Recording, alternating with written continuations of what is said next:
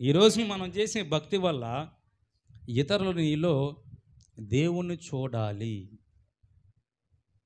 నీలో ఆ దేవుడు కనిపించాలి. ఇతరులకి దెయ్యాలు కనపడకూడదు నీలో, ఎప్పుడు దరిద్ర ముఖం కనపడకూడదు నీలో.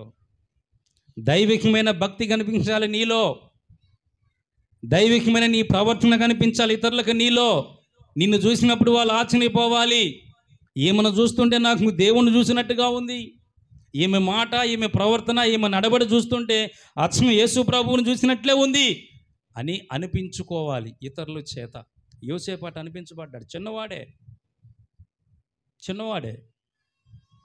ఎక్కడ అడుగు పెడితే అక్కడ ఆశీర్వాదం. మళ్ళీ చిన్నవాడే. నా ప్రియమైన దేవుని సంగమా, నువ్వు దేవుణ్ణి ప్రేమిస్తే, నువ్వు నిజంగా దేవుణ్ణి ప్రేమిస్తే శ్రమను ఇష్టపడతావు. నువ్వు నిజంగా దేవుణ్ణి ప్రేమిస్తే ఆ దేవుని యొక్క పవిత్రత, పరిశుద్ధత, దేవుని యొక్క ప్రసన్నత, దేవుని యొక్క త్యాగము, దేవుని మనస్సు, దేవుని లక్షణాలన్నీ నీలో ఇతరులకు కనిపించాలి.